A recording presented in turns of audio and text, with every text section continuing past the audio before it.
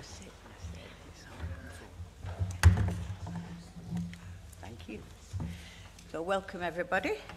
Welcome everyone to the meeting this evening, councillors, officers, public and press and anyone who may be viewing online.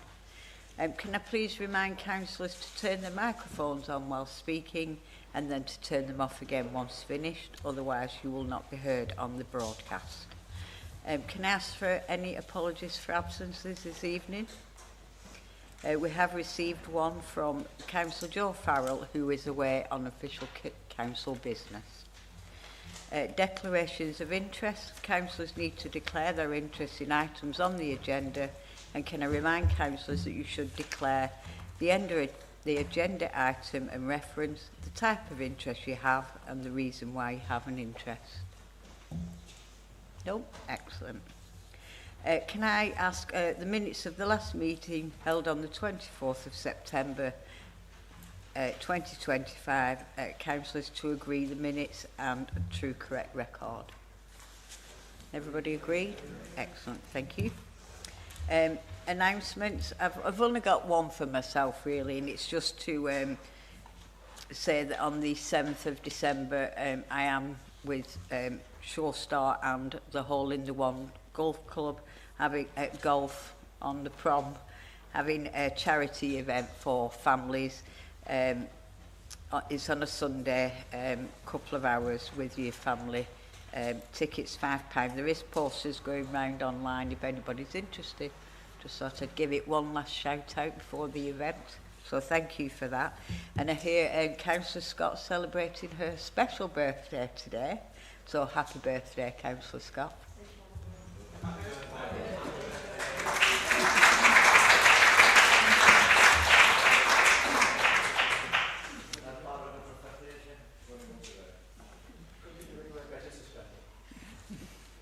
Yes, thank you for coming.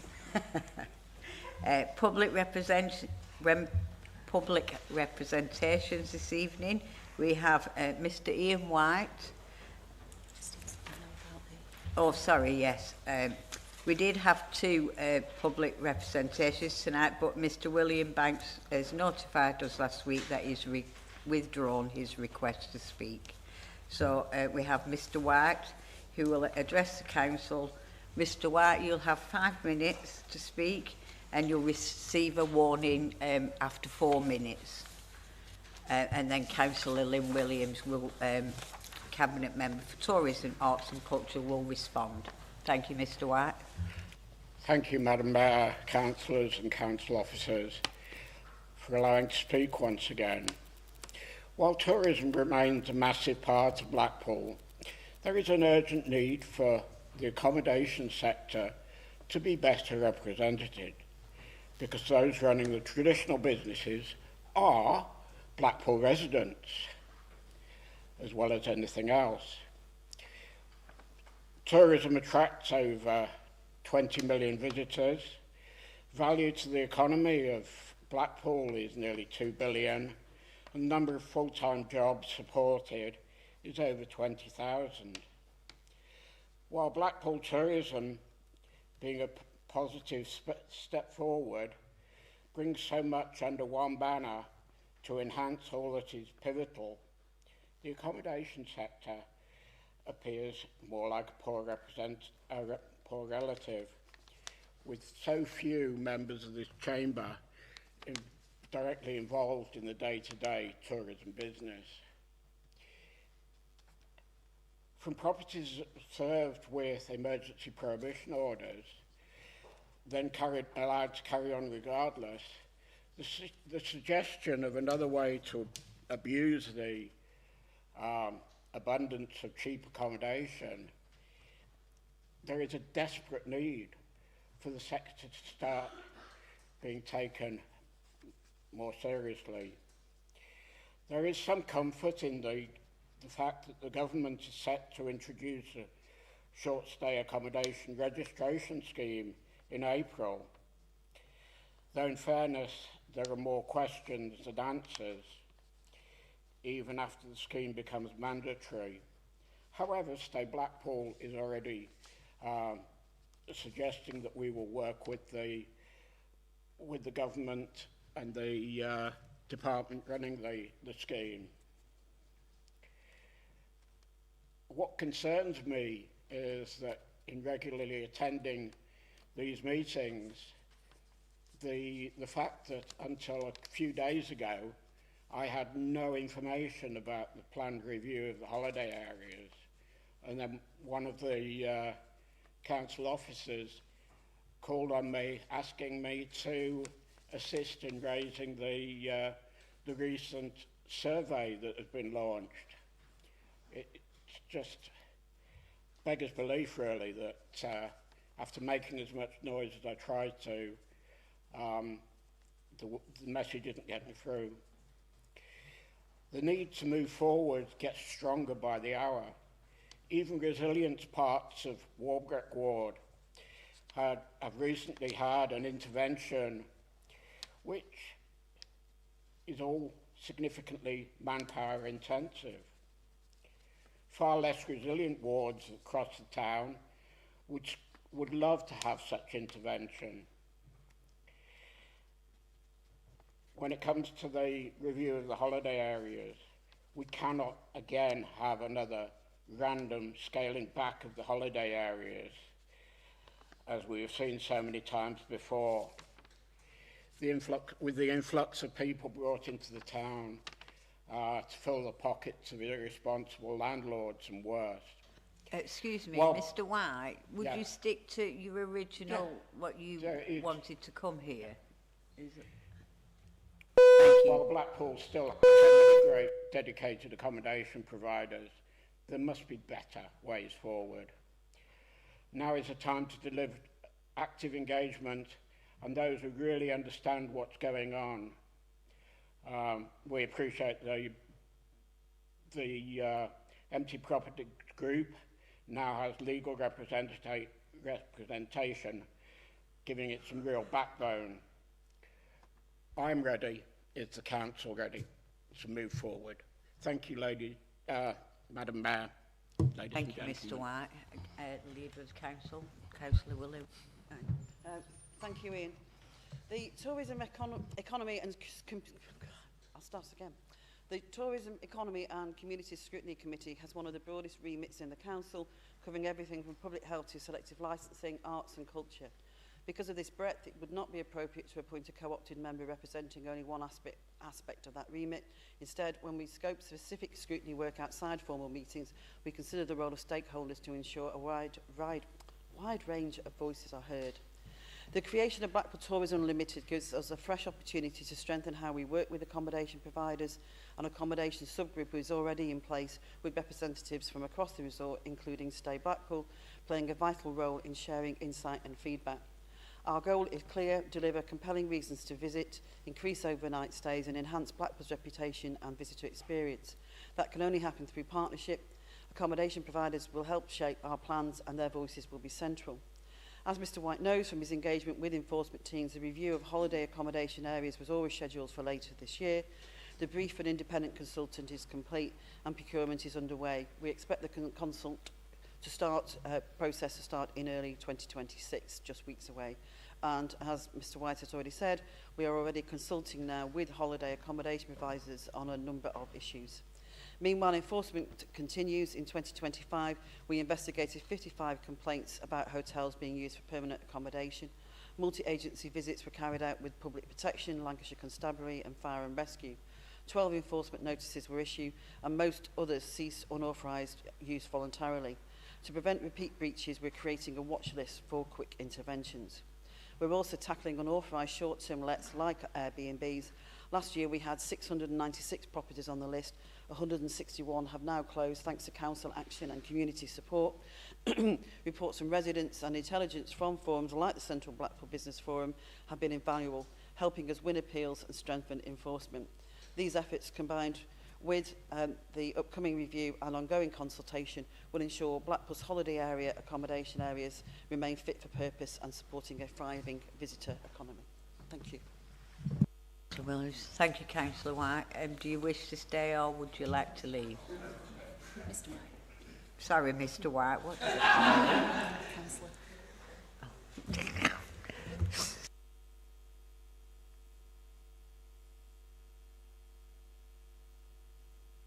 Moving on to the executive reports, agenda item 5, 11 to 48.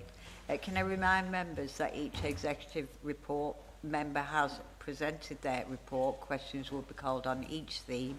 The executive member will answer a question after it's been raised, and if members have a question on the same subject, these can be grouped together and a response given. Over to the Leader of the Council on Lynn Williams, Cabinet Member for Tourism, Arts and Culture. Thank you, Councillor Williams. Thank you, Mayor.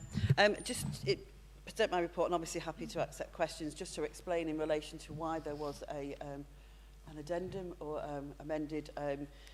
When I'd received the report, I only had 2 themes. I wanted finance to be included. That was prepared, but the 2 never met before it was published, and obviously I only realised when I checked online and saw, because I'd approved what was the addition. So I apologise for the late, but that was the situation. Thank you.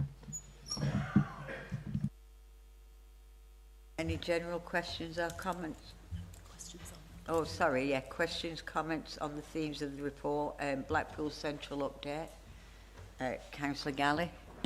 Thank you, Madam Mayor. Does the Leader support Chris Webb's arena idea?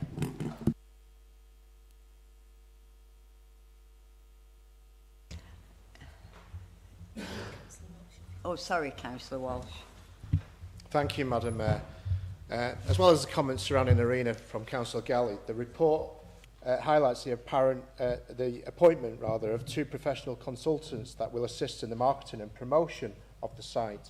These are Newark, a commercial real estate advisor based in Manchester, and Leisure Way, a Spanish architectural firm. Can I ask the Leader if any of these firms have worked on the delivery of an arena in the past? Can I also ask how long is the consultancy planned for and at what cost to the authority? Thank you, Madam Mayor.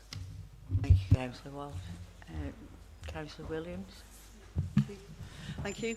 I suppose the position in relation to the, because obviously what you're talking about is the petition, and I'm not quite sure who the petition is aimed at. Maybe it's aimed at the co-op for them, petition for them to provide another 350 million. I'm not entirely sure.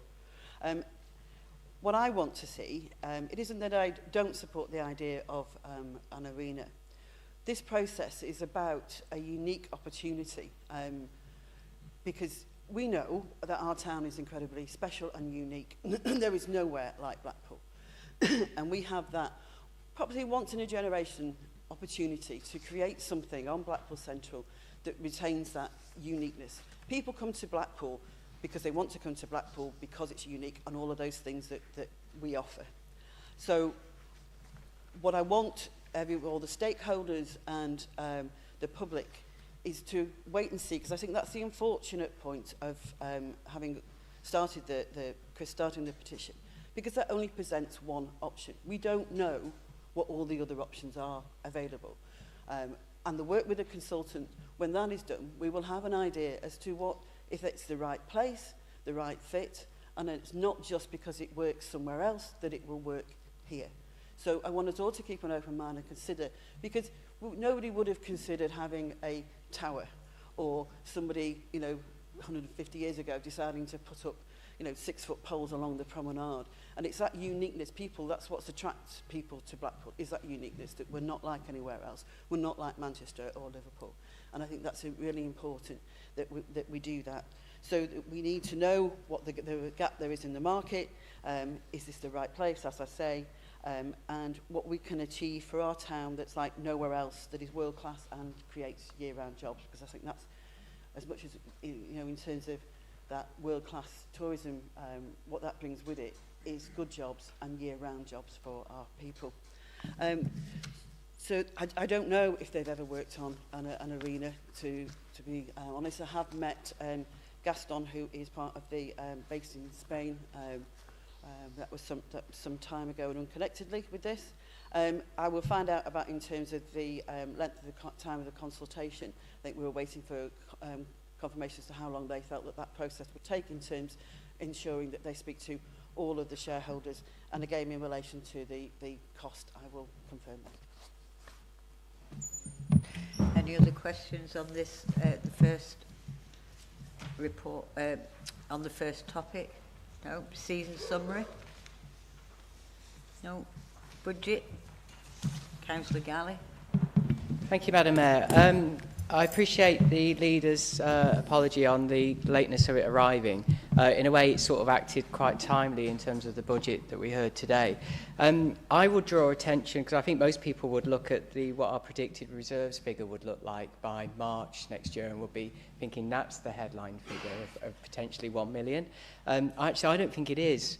From an economics perspective, Madam Mayor, I think that figure that we should be looking at is the earmarked reserves, which is at 20 million.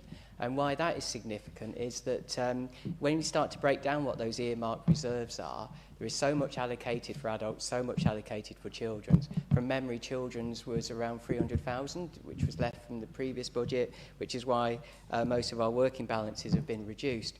But what it really tells us is, in terms of our earmarked reserves figure, Madam Mayor, is that we don't have any flexibility moving forwards for next year's budget, because we're going into it, again, at a really low point, which therefore draws attention to today's national budget in terms of what mentions were there for places like Blackpool as regards fair funding, which is what this council has always held out for in recent years as its saviour.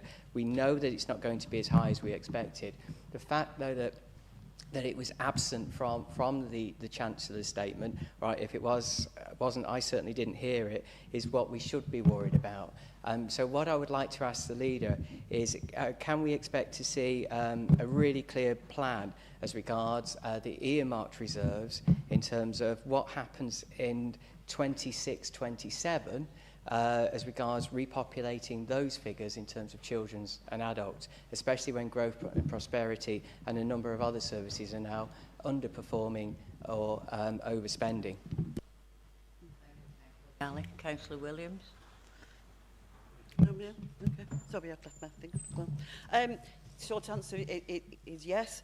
I mean, the figure I would like to highlight from that report really is that the number of local authorities that have had to seek emergency financial support from the government, and Blackpool isn't one of them. I think given the financial cuts that this authority has faced and all of the other issues and circumstances, I think we should, through good, solid financial management, protecting the most vulnerable, prioritising those services, still keeping all of those parks, swimming pools, leisure facilities, and further investment in those, and that we're still standing and we haven't had to ask for that emergency funding, which some local authorities, not just once, have had successive years. So the short answer is yes. I mean, earmark reserves, absolutely, the priorities, those details can change, so you can change that allocation to ensure that, to reflect the budget so yes, the short answer is yes. Thank you, Councillor Williams. Any other comments or questions on Councillor Williams's portfolio? Councillor Walsh? Thank you, Madam Mayor. With a loan of £10 million from Blackpool Council's Business Loans Fund, the Sands Hotel was initially expected to open in 2021. 4 years later, we appear to be none the wiser as to the future of the site. Back in 2024, Madam Mayor, Councillor Lynn Williams informed the members that the loan was secured and that the issue was between the developer and the contractor. Councillor Williams then went on to say, "We understand that this is now coming to the end of that process and we will hear something shortly." Fast forward a year, please can I ask, what is the current state of play with the Sands Hotel, and have we accrued any interest on that £10 million loan? Thank you, Madam Mayor. Councillor Williams? Yes, it is incredibly frustrating around the Sands, and the information that I gave to the council was correct at that point. The dispute between the owner and their contractors is still rumbling on. Obviously, we're not privy to the details of that, although our legal department is very much in contact with the owner too. The loan remains secure, has recently been valued and will cover that loan and a significant part of the interest. So can rest assured in that regard. And as soon as we have any further information, obviously I will let everyone know. Thank you, Councillor Williams. Any other questions? Yeah, Councillor Mitchell. Okay. Thank you, Madam Mayor. I didn't raise this at last week's council because what I'd prepared didn't really fit, because the decision had already been made. All that was left was an argument over which model we should adopt. Let's be honest, almost nobody in this chamber privately believes in the next step of devolution. Not officers, not members, not even the leader. She said she'd build a moat around Blackpool to avoid it. And the evidence so far shows the public doesn't support it. What troubles me is the sense that wanting a voice in our own future has been treated as an inconvenience. But the whole point of devolution is handing power downwards, something we already have, not passing it sideways or back upwards. Blackpool's different. We've always been different. In the 90s, this town fought for independence because we understood our uniqueness. It was about identity, pride and self-determination. Devolution should strengthen that, not quietly give it away without conversation, without challenge and without choice. We're not like other authorities. Visitors come here because we provide things other towns can't. We step in when attractions are at risk. We revive them. We run companies at a loss because we understand what others don't. Blackpool's economy rises and falls on tourism. We invest so businesses survive winter and thrive in summer. We keep this town afloat because we know how it works, and a chief executive in an ivory tower the other side of the county may not. At least ours is in Blackpool. You often claim we run Blackpool down. We don't. We simply don't have time in chamber to list everything that works. We focus on what we can improve, where different viewpoints forge a way forward. Because we all believe in this town and think it's a great place to live. Blackpool deserves better than being told to fall into line because an unpopular government says so. As if local knowledge, lived experience and decades of graft count for less. And if the leader of herself doesn't believe in this deal, why ain't she standing up to her own government? What's more worrying is what happens if the model you've chosen gets imposed on us. I understand this has now been signed off, but I wanted residents and businesses to hear my beliefs and to express my hope that the leader will keep fighting for Blackpool to stay as it is. As you said regarding the arena, time and time again, you discussed our uniqueness. Thank you, Madam Mayor. Thanks, Councillor Mitchell. Councillor Williams, would you like to reply?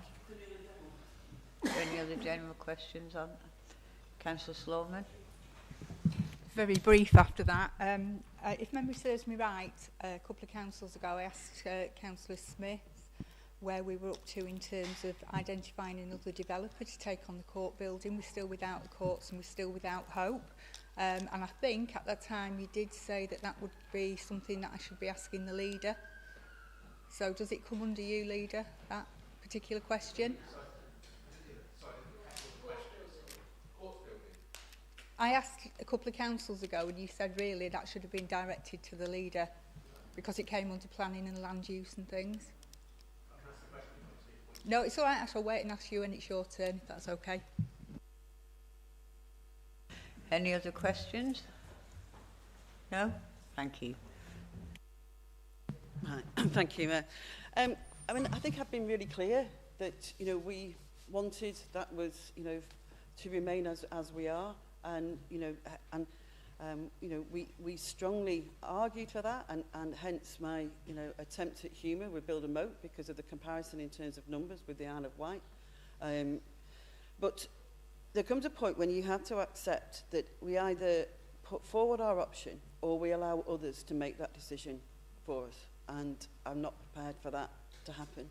I believe that our proposal is the best for Blackpool in terms of larger unitaries and for the county. In relation to the court building, obviously that is the Ministry of Justice. They're in charge of that. That's their responsibility. They do the procurement. Obviously, when the first contractor that they'd appointed went bust, they then had to redo the procurement process. So I will double check where they are up to with that. I've not had the most recent update. Councillor Smith may be able to assist in that regard, but we can find out where they're up to. Thank you, Councillor Williams. Any other comments or questions? No, thank you very much. Moving on to the Deputy Leader of Place, Cabinet Member for Climate Change, Councillor Hugo, to present her report. Thank you, Councillor Hugo. Thank you, Madam Mayor. Pleased to present my report tonight. You may have noticed that there's some crossover in my themes with Councillor Smith's portfolio, but as tonight the reports focus on sustainability and the ethical data centre, the projects, how it relates to helping Blackpool get to net zero, that's why they're under my report this evening. So happy to take questions. Thank you. Any questions on Silicon Sands?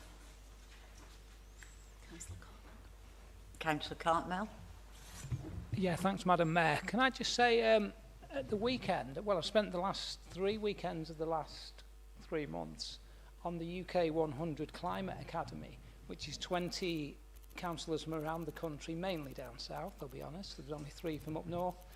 Where we've discussed a lot of the things we do in climate change. We had on Sunday morning, I didn't know he was coming, but Andy Pickard, our net zero officer, who's unfortunately retiring on Friday, Andy came, and we get run down a lot in Blackpool, but he gave a talk which, to be honest, he didn't get to the end of all our achievements because it was a 10-minute cut-off. But he talked about Silicon Sands and your next theme, the heat networks, and a lot of the stuff we're doing for net zero. And I have to say, at the end of it, people were rapt. He got loads of questions, and people actually said at the end, we're astonished at all the good work you're doing in Blackpool and all the brilliant things. So somebody will probably poach him from another authority now he's going. But I just wanted to flag with Councillor Hugo how brilliant it went down and how amazed people from around the country are at the good work we do on that and how innovative we are with everything we're doing. Thanks, Madam Mayor. Thank you, Councillor Cartmel. Any other questions on Silicon Sands? No? Any questions on the role heat networks in Blackpool? Councillor Scott? Michelle? Thank you, Madam Mayor. We're told in the report that a feasibility study has estimated the full cost to build the town scale network. We're all struggling tonight, aren't we? Town scale network will be around 179 million. We're then told that as part of the next step, there will be match funding from the council to be confirmed. So can Councillor Hugo please give us some idea of how much that match funding will be, or if not the amount, the proportion, which will be matched by the council, and also where is that money coming from? Thank you, Madam Mayor. Any other questions? No, Councillor Hugo? So first of all, just to respond to Councillor Cartmel, we're really, really proud of our officers and the innovations and all the exciting programmes, and sometimes you have to take a few risks to get the benefits. We're really proud of what we've achieved so far, and thank you for acknowledging that. Yes, Councillor Scott, that's rather a technical question, and I haven't got the answers to hand for that this evening, so we'll get back to you with that. Thank you. Thank you, Councillor Hugo. Any general questions or comments? Councillor Gallett and then Councillor Walsh. Thank you, Madam Mayor. It was around the subject of bin collections and waste, if I may, Madam Mayor. A number of residents have started to receive the bins and have started to inevitably ask the questions of, what are these for? Where do I put them? And who's paying for it? All of those questions. And as we know, in any communication campaign, it'll only reach so many people. What struck me, though, Madam Mayor, about the campaign, it was this use that the government have told us to do it, which they have as regards a certain type of waste, food waste collections. Around April 2026, I believe, it must be done on a weekly basis. But what isn't made clear, Madam Mayor, to residents is that is only on food waste. Residual waste, so those are the things that we throw in the bin, and the main bin that we mostly use, which is collected fortnightly, That is in our gift, as set out by DEFRA guidelines, and that has not been made clear to residents. And I think from this point onwards, we must make that clear, that this is a choice of this council that has done that, and that has decided that we will only be collecting those bins every 3 weeks. To give an example, Fylde Council, Lancaster Council, we just talked about devolution or reorganisation, have chosen to keep 2 weeks while still doing the weekly food waste collections. So the question I had for Councillor Hugo, Madam Mayor, were other options presented to her, and can we see those options? And then we start to get to the questions that residents are now asking us, all of us, I'm sure. What support do we give for carers? What support do we give for the poorly, I should say, the people who are ill and generate more waste, as we know for those of us that have cared for people. Then we have questions around larger families, residents who say, well, I've got a larger bin, I already fill it. What support will we give to them? And then we start to ask questions around the bin hubs, Madam Mayor, which are already generating fly tipping, which takes us back to the DEFRA guidelines, which actually make it clear that we must review on a continual basis how we carry out our collections, and it must always be within a reasonable standard. We must maintain a reasonable standard. So alongside all those questions about being clearer with our communication that this is our choice, the other thing I would like to see, Madam Mayor, is that a commitment that we will review this if we start to see an increase in fly tipping, that we start to see residents suffer because we chose the cheapest option, not the right option. Councillor Hugo. Thank you, Madam Mayor. Thank you, Councillor Galley. So, quite a lot in that number of questions. First of all, it's not just around food waste. The government are introducing lots of different innovations for simpler recycling. So it's not just about the food waste that the directives are addressing. Blackpool does incredibly well in the county. We're the third best at recycling, which is a real something that we can be proud of considering the challenges that we have in the town. But we're remaining static there, and it's really important that we increase our recycling rates. And in order to do that, we've been out, we've researched, we've been to other authorities across the country with similarities to Blackpool, and the best way to do that is going to the 3 weekly collections. So yeah, that is something that we've chosen to do. We have done some research. We've had RAP, the organisation that specialises in this, doing a consultation, and that's in the public domain. Also, I noticed that the Waste Services annual report will be coming to scrutiny in February, so that's something else that you can, another avenue for you to find out more and ask further questions on that topic. So yes, you can see what other options were available and why we have chosen to go to a 3 weekly collection. Yet we appreciate that there are people with different needs. There are different types of accommodation as well, where it's not easy to have extra bins in the properties. So the council are, and with the support of Envico, putting things in place to help people to manage their waste and use the best of the facilities that we're providing. And the bin hubs are a pilot, so yes, indeed, they will be under review. And I'm very proud of the response of Envico. It's a new thing. People are getting used to how to use it, what the bins are for, how quickly they're going to get filled, the waste that's accumulating around them, and the response times have been really impressive. So, yes, we're watching it closely and we will be reviewing it. So, I think I've answered all your points there, Councillor Galley. Thank you. Thanks, Councillor Yulo. Councillor Walsh. Thank you, Madam Mayor. At last week's full council meeting on LGR, I talked about the need to adopt a plan that works on a geographical level. Now, I don't want to labour the point or go over old ground per se, but as the Deputy Leader and the Cabinet Member for Climate Change, can Councillor Hugo inform members and, more importantly, the residents of Blackpool why she believes the option of joining with Preston, an inland city, is preferable over a coastal towns? I ask this because your portfolio covers coastal defences schemes and seawater quality. Therefore, wouldn't it have been better to lead the way with future bids and joint funding streams? Thank you, Madam Mayor. Councillor Hugo. Thank you. Thank you, Councillor Walsh. So, I guess the only bit of coast in Lancashire isn't Lancaster. So there's another area of the coast that nobody's talked about in this chamber, on the other side of the Ribble. So it's not just as simple as going with a coastal area.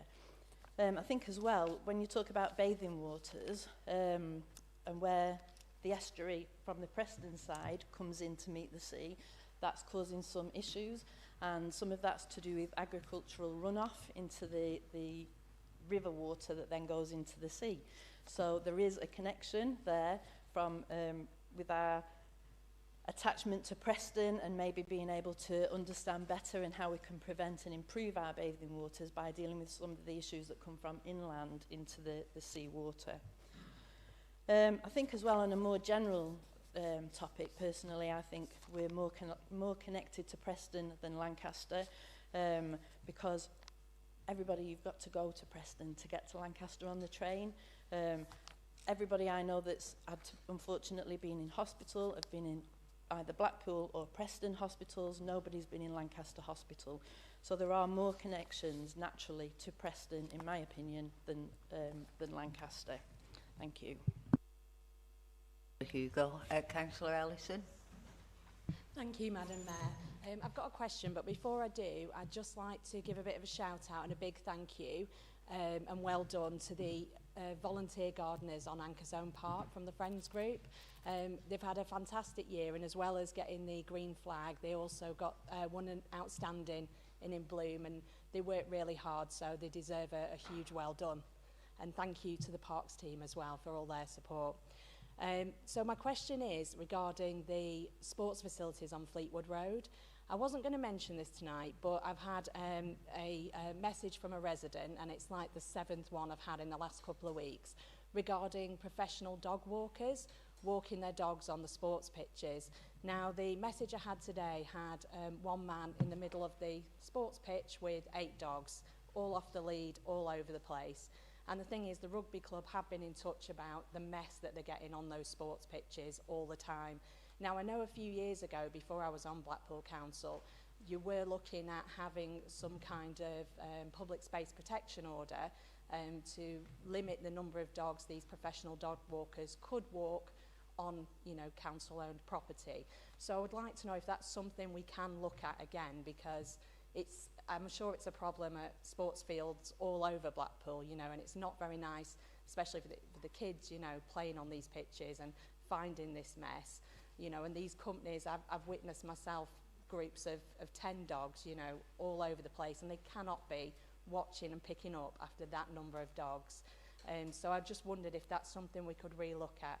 But also thank you to Envico for putting on the new bins. So we do have bins now, it's just trying to get people to use it, but thank you for arranging those for me. Thank you. Thank you, Councillor Ellison. Do you want to comment, Councillor Hugo? Yeah. So yeah, thank you for your thank yous. It's good to get some positive feedback. And thank you to all the hard work of the volunteers at Ankersome Park and across all our parks. They make an absolute massive difference, and without them we can't achieve the green flags and everything else that we achieve. In relation to the sports facilities on Fleetwood Road, I understand that your concern is, you know, it's very important, and it's not just specific to that area. You know, is it an issue across the town? But I think as your question's specific to Fleetwood Road, I'd be happy to deal with that outside of this meeting. Lovely, thank you. Thank you, Councillor Hugo. Is there any more comments or Councillor Sloman? Don't worry, it's nice. I just would like you, if you would please, to pass my thanks to the officers that have been dealing with the micro woodland that we've been identified for Warren Drive. stupidly or not stupidly, I did put it out on Facebook and I did say that there was an information sheet available. Consequently, I've been giving John Bull a run for his money today, printing off like mad, sending people things out. I've been contacted from council contacts outside the Blackpool and Lancashire area about this thing, and leaders from schools. So I think it's a great initiative, and the work that the girls and lads have put in to pull all this together is absolutely amazing. I think it's absolutely phenomenal. So I would like you to pass my thanks over to them. Another quick question. I know there's been stuff in the press about a lot of trees that have been chopped down recently, and it's been necessary. I did ask some time ago if we could actually make use of tree stumps for seating instead of having to pay £1,000 a pop for benches for our green spaces. So is that something you could look into for me? Thank you. Councillor Sloman, Councillor Hugo. Yes, thank you, Councillor Sloman. Yeah, we can absolutely look into that. I know that they've utilised one of the tree stumps in Strawberry Gardens at Newcastle Avenue as a seating, just as you described. So, yeah, let's see if we can do more of that. Thank you. Thank you, Councillor Hugo. Any other questions? Oh, sorry, Councillor Sean Brooks. Thank you, Madam Mayor. I wasn't going to stand tonight, but since we're doing thanks, I just want to thank everybody that responded to the owl incident in the park. And obviously everybody was very quick off the mark with that and getting it sorted.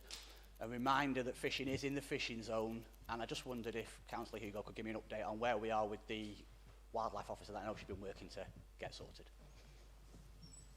Councillor Hugo. Thank you, Councillor Brooks. And yeah, I'm pleased to be able to say that we've appointed somebody now in the post of wildlife officer. It's hot off the press this week, so I don't know the name or any more details than that. But yeah, it's been a much awaited position. Thank you. Councillor O'Neill.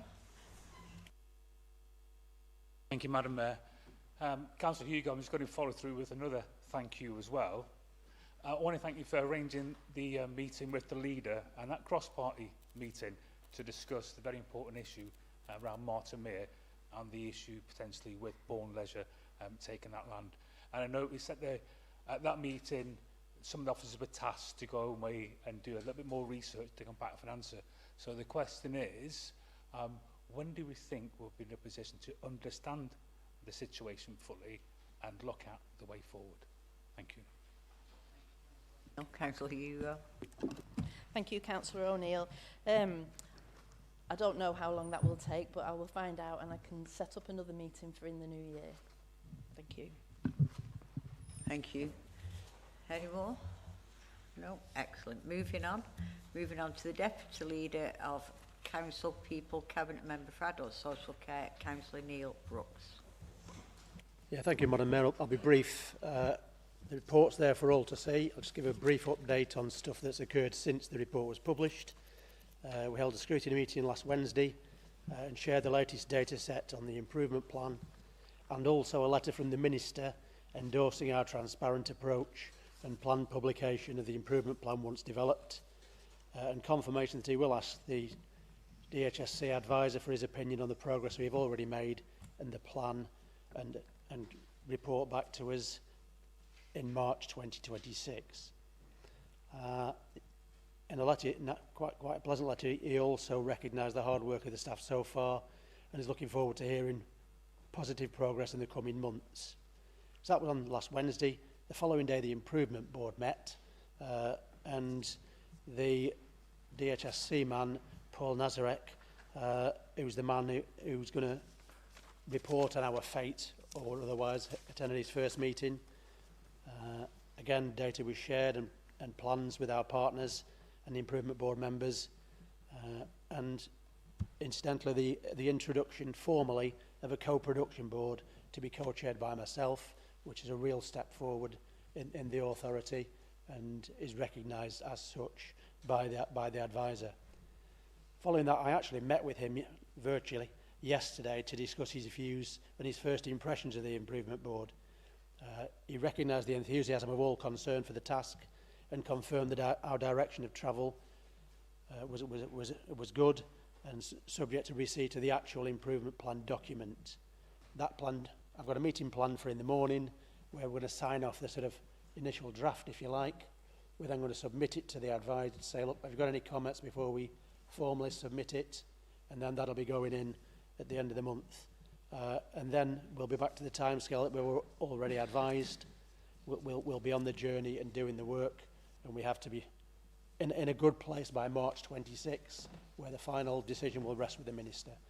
We will continue to advise scrutiny and the Improvement Board of Plan Progress. Councillor Brooks. Any questions or comments on theme 1, Care Quality Commission, Local Authority Assessment Improvement Plan update?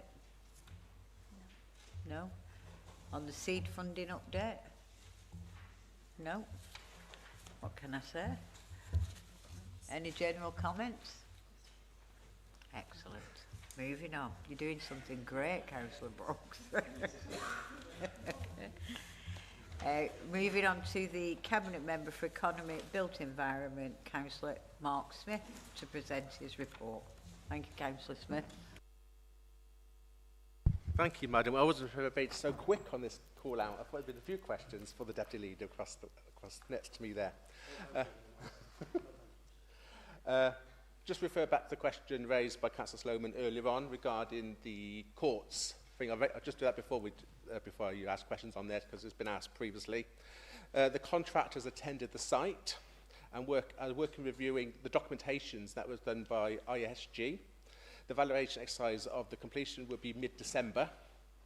At this point, we shall have a better idea of the next steps in the future, but I can't give you any timeline.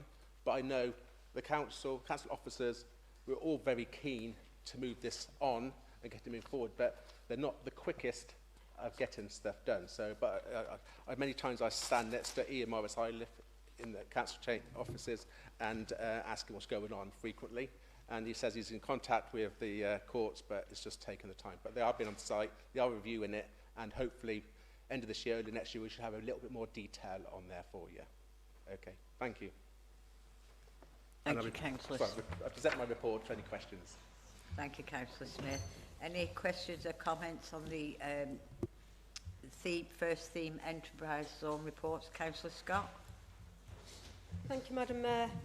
Councillor Smith, how confident are you that the necessary investment will be forthcoming for the residential plot? And is there a backup plan if that investment doesn't materialise? Thank you, Madam Mayor. Councillor Smith. Any more questions on theme 1, Madam Mayor? As Councillor Smith said, any more questions on theme 1? No? Oh, Councillor Sloman. Sorry, I'm working on the assumption that you just answered my question on the basis it was theme 1. I would just like you to sort of go away and have a look and come back and give us some assurance that by the time this comes to fruition, planning permission won't have lapsed and we're going to have to go through the whole drama again. Thank you. Councillor Smith. So yeah, Mrs. Councillor Scott, you're referring to the housing set part of the development on the Eastern Gateway of the enterprise zone, I think you're referring to. There has been interest by local developers to build those houses, you know, so but we've just got the land now. The road has just been partially open, and we're looking forward to open the whole of the road on the EZ early next year.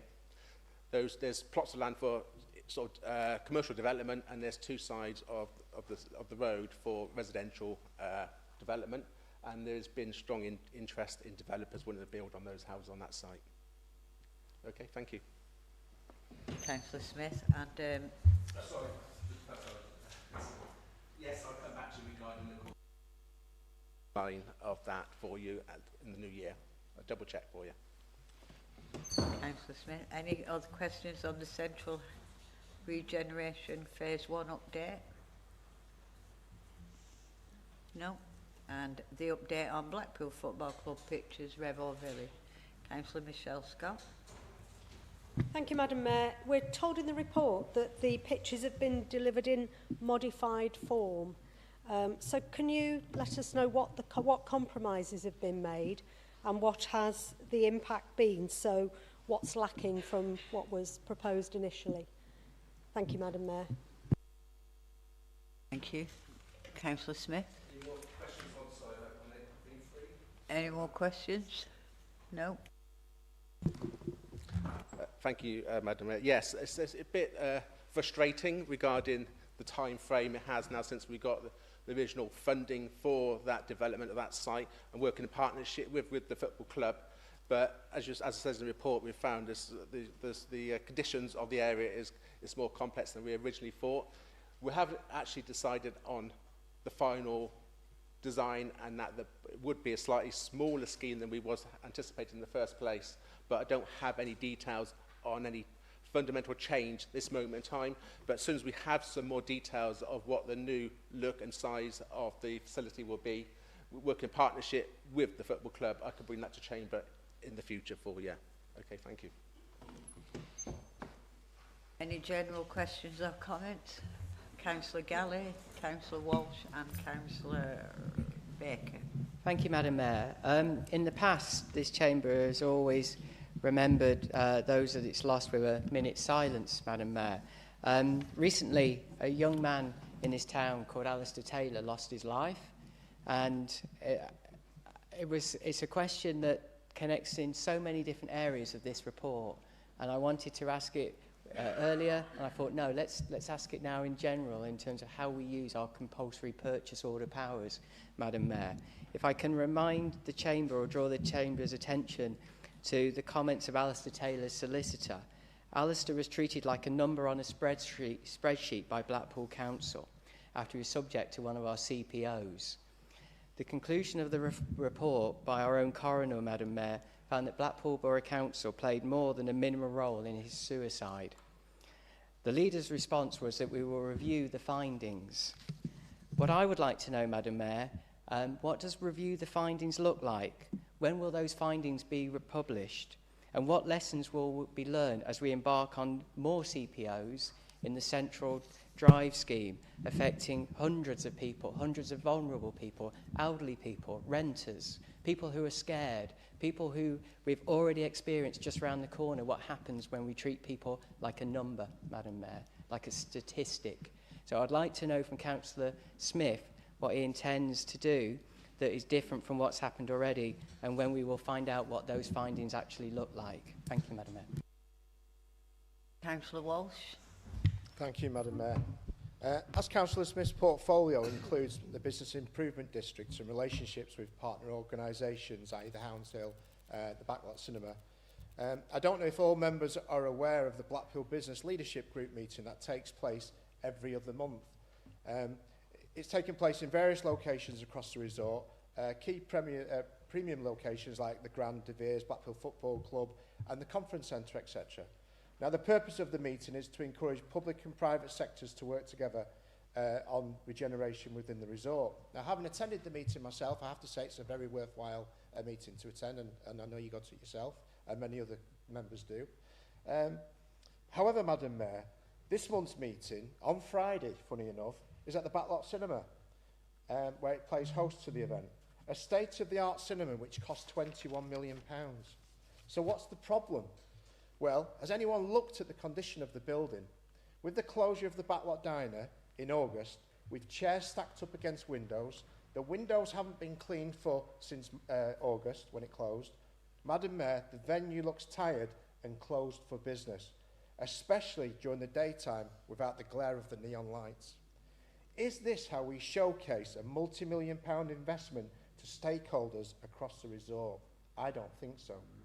Can I ask Councillor Smith, as we are the landlord, can we work together with the new management company, ARC, to ensure that the maintenance and the upkeep of the building is in line with how we wish to promote the town, especially to business leaders alike and visitors alike? As a supplementary question, are there any updates on the diner and possibly a new operator? Thank you, Madam Mayor. Councillor Smith, do you want to take the last question of Councillor Baker, or would you like to answer the first two? Yeah, Councillor Baker. Thank you, Madam Mayor. My question is about, in respect to Blackpool Airport.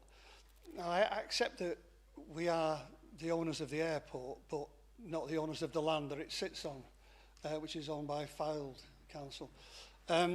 With the proposed developments outlined in Councillor Hugo's report, like Silicon Sands, the Morgan and Morecambe wind farm cable routing, the solar farm and the battery storage development. Can you tell me what the consequential impact all this might have on the airport operations as we see them today? Thank you, Councillor Baker. Councillor.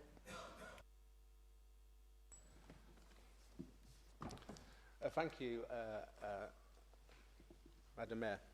Regarding Councillor Gallagher's questions and regarding sort of the Alistair Taylor and his sad taking his own life, we're all sympathetic. We all in this chamber feel for his family and his relatives regarding that. You know, we all should also look to people we know and talk to people. Sometimes they don't express their feelings to especially men in there. So around the chamber here, and I hope everybody in the chamber sends their condolences to the family on regarding that.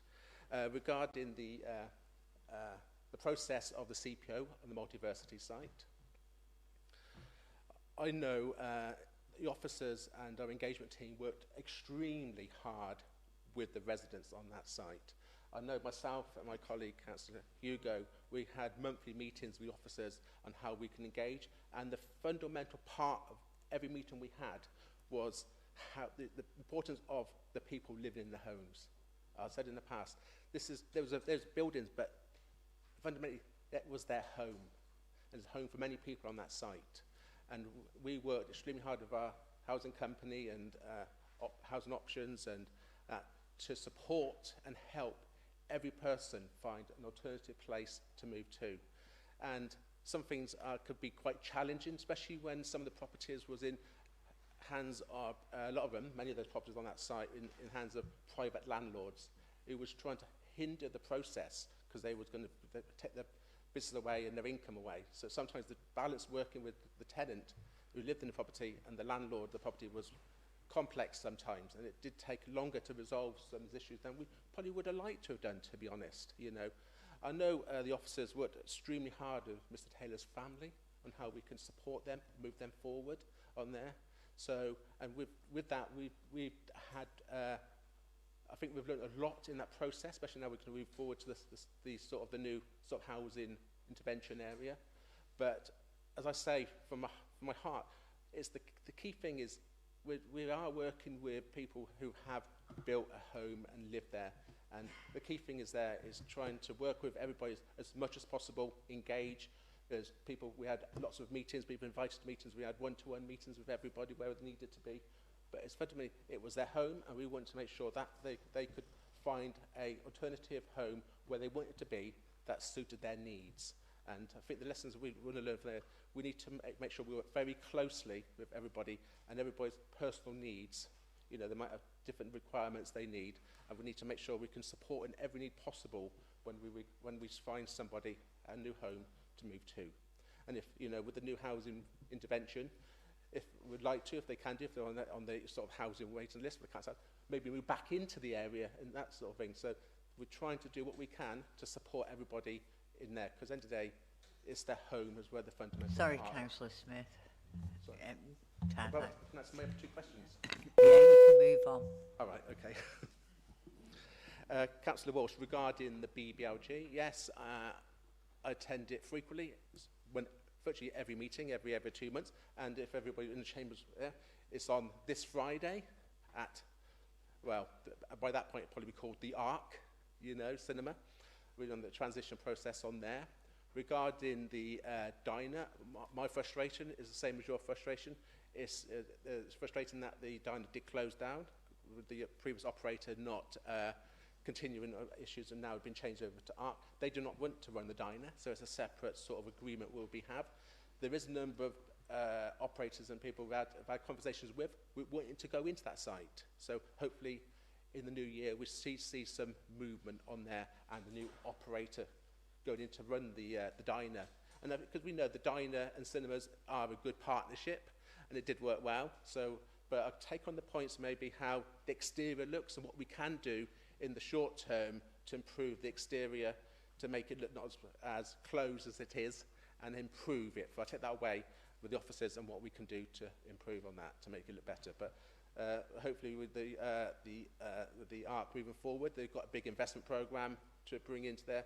being more of a national chain, they've got more scope to do more stuff, so that's going to improve. And I noticed when I was there the other day, your name is on the Hall of Fame inside there as well. So, could I go to question? Yeah, I've got time, have I? Yes. Councillor Baker, regarding the airport, yes, there is a lot of going on over there, especially with Councillor Hugo's report with Silicon Sands, which is a big game changer for Blackpool, having sort of data centres which are sort of ethically powered, with liquid immersion and that sort of thing. So that's just the demonstrator one we're talking about here. But we wanted to grow the site could slightly bigger and fit a few more on there, to build a cluster, with the new sort of wind farm cable going across. There has been lots of conversations with the operators on how we're going to achieve that and how that can integrate and not sort of hinder the operation of the airport. Because the key thing, we've got the airport, we want to keep the operation of the airport still working at the same time. But we are working on the land around it that suits the needs for the objectives what we want to achieve on there. So, but we are working with everybody, all the organisations, how that can move smoothly and not sort of hinder any operations of the airport. Okay, thank you. Thank you, Councillor Smith. So you want to... Councillor Baker. Councillor Baker. And then after you, that we'll move on to the Thank you, Madam Mayor. agenda. I'm aware that for the solar farm, they're talking about closing the cross runway. So there is some impact on the operations in the airport. I'd just like to know what the full extent of all that might be. Not just that runway, but anything else that's affected due to the developments we're talking about. Thank you. Councillor Smith. Yeah, thank you very much. Thank you, Madam Mayor. My conversations with the operators of the airport, the cross runway is not used frequently. It's the main runway that's used, so it shouldn't have any. If the crossway, my understanding, I might have to clarify this. I might have to get someone to give us a bit more a detailed report to yourself, because I'm not an expert on airport operations, like maybe some of us in the chamber are. So my understanding is that it's not it can still operate without the cross runway. But can I make sure I don't want to give you any information I don't factually correct, so I'll get a response sent to you. Thank you. Thank you, Councillor Smith. Moving on to Cabinet Member for Children's Services, Councillor Jim Hobson, to present his report. Thank you, Councillor. Thank you, Madam Mayor. Happy to take questions on each of the three themes. Before I do so, I'll just put a little bit more meat on the bone on theme 1. And that's around the Ofsted focused inspection we had a few weeks ago. Now, this will be our last inspection before the big ILAC visit. So we were very keen to get this under our belts and get the report back from Ofsted on this. So, broadly speaking, to put it in layman's terms, it was looking at the kind of the children in need service. So not children who aren't necessarily in care, but the kind of hovering around the edge of care, perhaps. The eagle-eyed amongst you will see that there are 3 themes they've picked up that we need to improve on. And there is lots of positives in that report as well. Now, going back to the 3 themes, we're actually quite pleased with that. Ofsted will never come in and say you're absolutely perfect. Even an outstanding authority doesn't get perfect. So they have identified 3 themes. I've spoken to the DCS and Deputy DCS, and we think we can knuckle these themes when they come back in again in a few months. If we can knuckle these themes, and we think we can, when they come back in, we're looking at, we want a good stroke outstanding in this. If you get a good stroke outstanding in children in need, you're on a very good footing for the rest of the inspection. And just one thing that isn't in the report, when Ofsted come in to do these inspections, they will sit there and go through a load of case files with a fine-tooth comb, and it's very common at the end of these inspections for Ofsted to come back to us and say, we found a case, we're not happy with that, there's a real issue there, we think that child's possibly at risk. That didn't happen in this case, we were really pleased with that. So anyway, on that, Madam Mayor, happy to take any questions on theme 1. Any questions? Councillor Gallin, Councillor Sloman. Thank you, Madam Mayor. I welcome the news that Councillor Hobson has shared with us. I thought this would be a relevant point to pick up on the recent correspondence that we've shared, if I may, Madam Mayor. Councillor Hobson, your reply repeats much but answers very little. This is in terms of the array records that I asked in the last full council. You say if we have the data, and this is within our gift in that letter to myself, if we have it is an alarming qualifier. You assured us in this very chamber, Madam Mayor, that these records are available. They just haven't been digitalised. They haven't disappeared. So which is it? Do we have the records, or is there uncertainty? Because both statements cannot be true, the one that you put in the letter and the one that you said in this very chamber. And if I may remind Councillor Hobson, Madam Mayor, of Baroness Casey's recent findings, she identifies failures in the way historical safeguarding records are managed. She highlights outdated systems, poorly managed legacy systems, and as a result, perpetrators slip through the net. So Blackpool must not fall into this category of failure that she describes, Madam Mayor. So I would like if Councillor Hobson, if he may, Madam Mayor, if he could confirm in writing, if not in here to this chamber tonight, that those records do exist and they will be digitalised. Thank you, Madam Mayor. Councillor Sloman. Thank you, Mayor. I read with interest the brief process that you prepared in terms of the focus visit to children's services. There's a bit of a disconnect, and it's not a criticism. I think it's something perhaps you should have picked up and it be a bit more positive. It says one of the key 3 things that need improvement is the quality of supervision and management oversight. Well, for me as an ex-care practitioner, supervision is the most fundamental piece of work that you will go into with your line managers. It's about case management, it's about reflection, it's about how you keep children safe. Yet, in that report or that letter, they've highlighted that social workers are positive about the support they receive from their managers and from leaders. Universally, workers spoke with pride about and a commitment to working in Blackpool. They said they feel well supported and safe to practice. Supervision is something that takes place between you and your supervisor. I'd just like a little bit of context about how they've come to the conclusion that this is a key improvement area, when clearly the people that benefit from the supervision, ultimately the service user, but in the meantime the social workers, if they're saying they feel happy and well supported, surely that's something we should be challenging. Thank you, Mayor. Councillor Hobson. Yeah, thank you, Madam Mayor. Yeah, Councillor Galley, I did actually take the precaution of actually reading the letter that we sent. And yeah, okay, perhaps it was a little bit woolly, the wording on that. I actually spoke to officers the morning after the last council meeting when you raised this, just to double check this. And they assured me there are no kind of disappeared records. So I will get something back to you just to absolutely confirm that position, Councillor Galley. Apologies if that wasn't absolutely clear in that letter. Sorry? Sorry.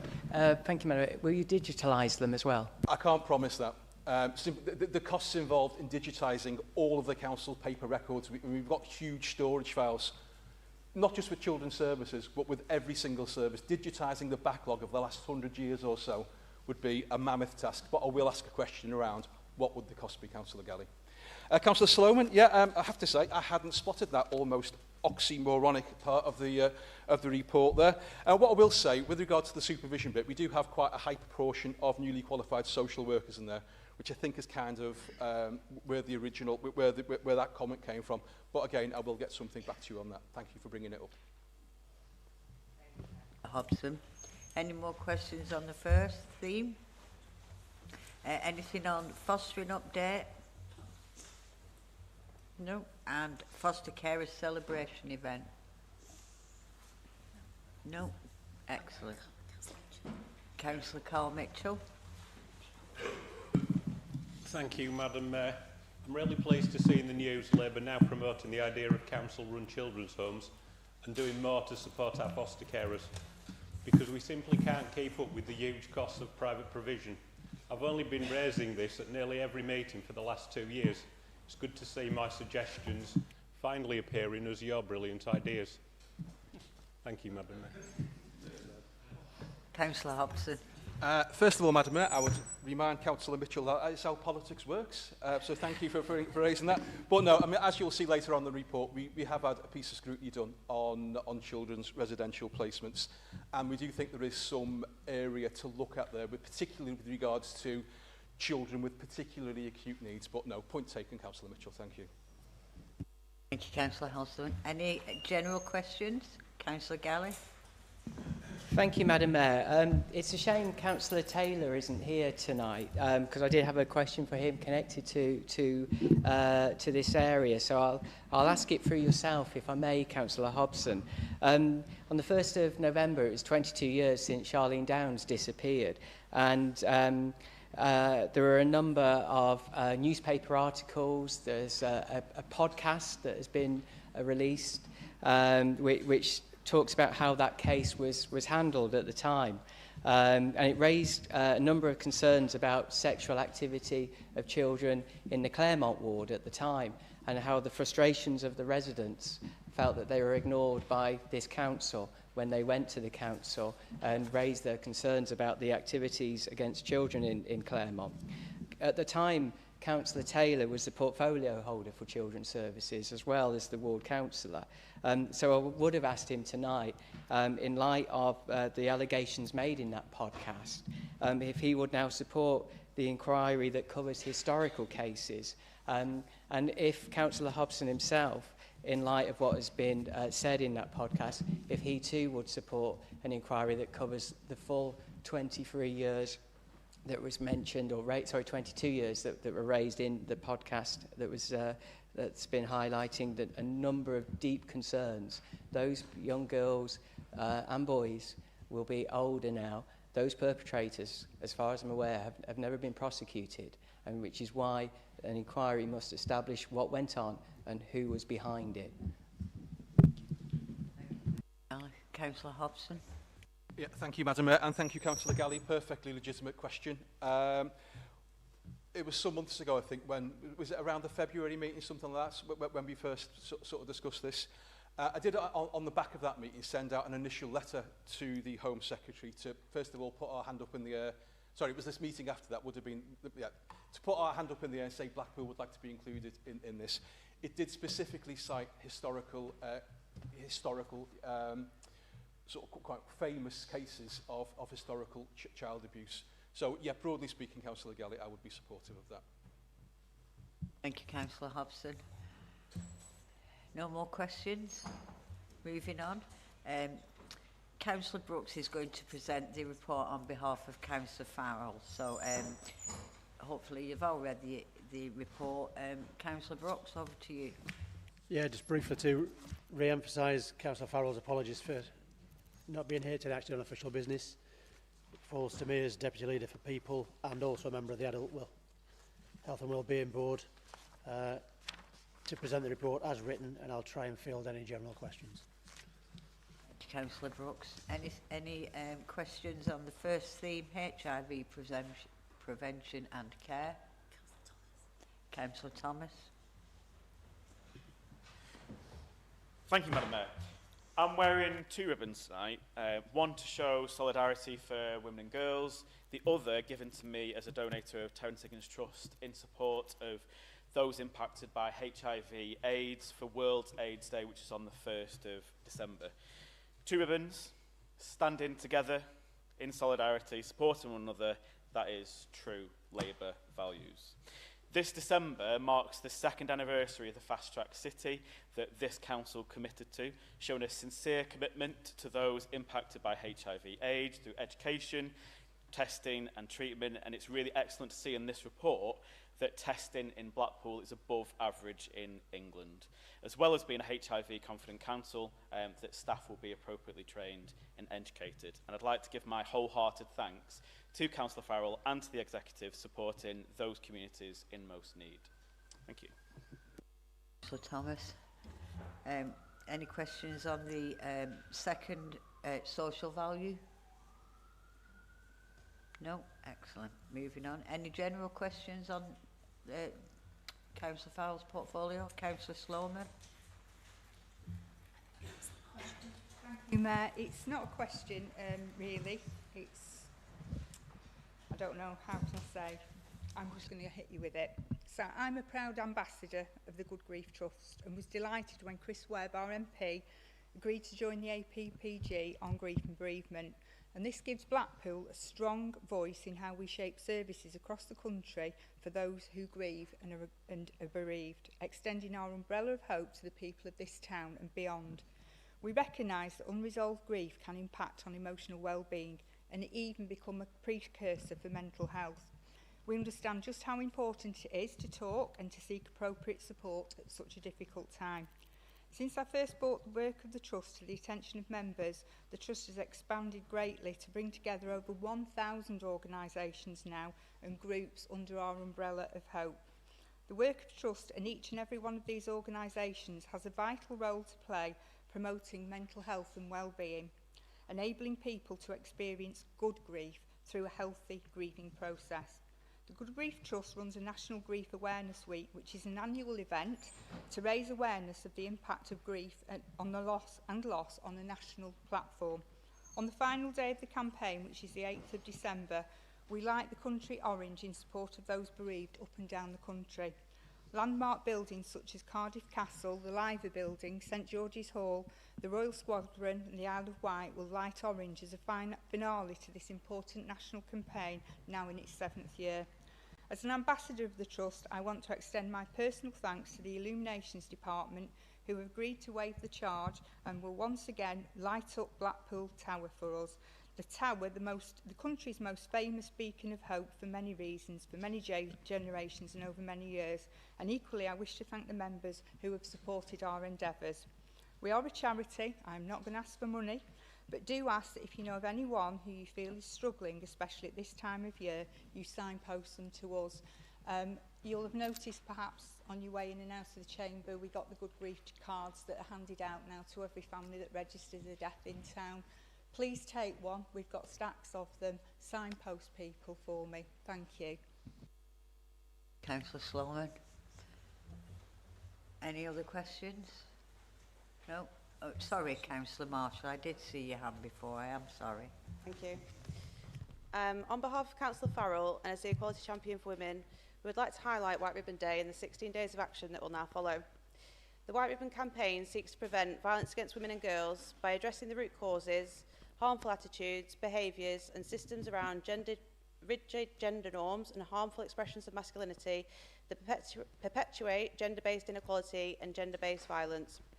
Between 2018 to 23, police recorded violence against women and girls increased by 37% nationally. However, it is recognised that crimes against women are underreported but still accounted for 20% of all reported crime. In Blackpool, the Community Safety Partnership, led by Blackpool Council, looks to safeguard women through interventions such as the Safe Space in Blackpool Town Centre, which has already supported 500 women in the nighttime economy in partnership with licensed venues, as well as the target hardening of the homes of victims of domestic violence with ring doorbells and locks to deter perpetrators from reoffending, helping 1,500 women to stay in their own homes over the last 3 years, reducing pressure on the Women's Refuge. Prevention of violence against women and girls can be described as primary and secondary. Primary prevention involves engaging with men and boys to address root causes before violence occurs. Secondary prevention stops further abuse by working with offenders to prevent reoffending and by empowering women and girls. The Police and Crime Commissioner has recently provided grant funding for various organisations in Blackpool for prevention activities, in addition to the work they already do, including Fylde Coast Women's Aid, who will be providing educational resources over the 16 days of action regarding online harms and harmful male influencers. Empowerment will be delivering healthy relationship sessions in schools, and they will also be leading the Reclaim the Night March tomorrow night in partnership with Reclaim Blackpool. The United Youth Alliance have been working to empower young boys with their What About the Boys campaign, and we also have a girls' club in Brunswick Ward set up by the police in partnership with Blackpool Council named Rise Up. The sessions are designed to empower young women and to reduce domestic abuse. Finally, Lancashire Women also support women in Blackpool with therapeutic interventions and employability support. I would like to end by saying not all men are violent, but all men have a role to play in preventing and ending violence against women and girls. White Ribbon encourages men to learn about gender norms and traits they may embody, such as controlling behaviours and how these impact women, and to understand the difference they can make by being an ally. Thank you. Marshall. Moving on, agenda item G, Cabinet Member for Community Safety, Street Scene Neighbourhoods, Councillor Burdett, to present questions. Well, that was under general. That was under general. Just. Yeah, do you want me to answer it? Oh, sorry. Did you want to? I thought she was just making a statement. It wasn't a question. No, Sorry? I've just written a full page here. No. Yes, just to echo everything that Councillor Thomas said, and proud of our record on HIV and testing being above average, because we are a HIV confident town, and long may it be so. Councillor Sloman, I agree with everything you say. I just have a difficulty with lighting the tower orange. I prefer to light the tower tangerine. But yes, it's a great initiative and one we should all support. The White Ribbon campaign that Councillor Marshall referred to, all of us should engage with that, and we should be proud of the way that this town has responded to that campaign, not just in wearing white ribbons, but in the initiatives we've brought forward. You know, the Reclaim the Nights, we've got the Ask Angela scheme up and running, the Community Safety Partnership, really running head on into these campaigns. I was at a meeting the other day talking about trying to achieve the purple flag status for our nighttime economy in Blackpool, which covers a lot of the schemes such as Ask Angela, such as the Green Dot campaign, and equally the safe space.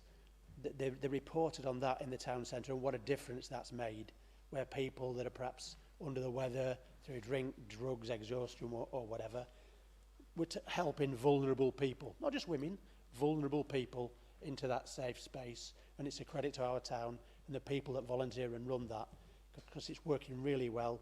It's reducing antisocial behaviour and getting people home safe, and long may it continue. Councillor Brooks. Any general questions? We've had that. I got lost now. Sorry. Thank you.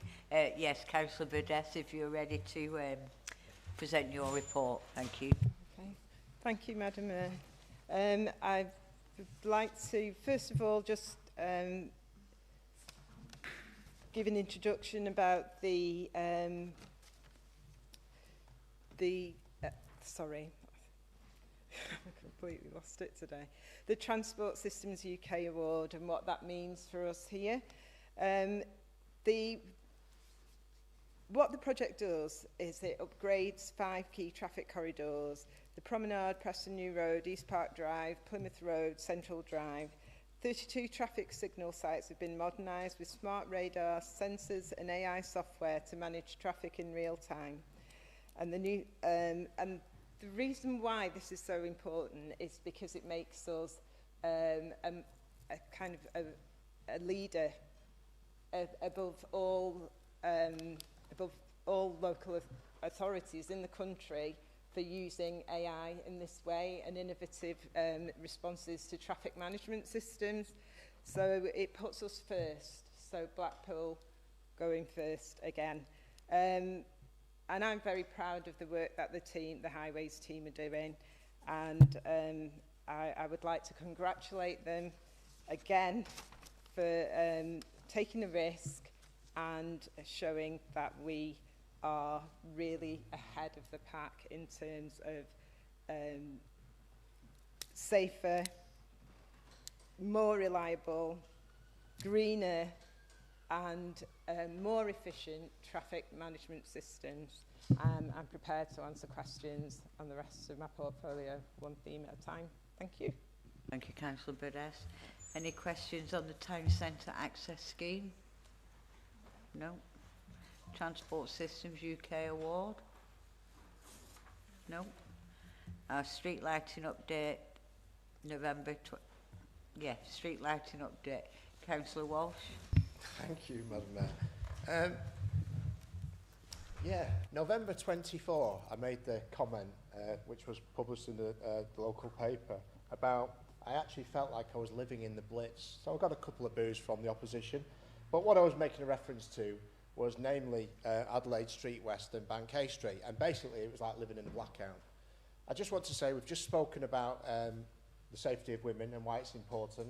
So I just want to congratulate Councillor Burgess for we've now got light in that area.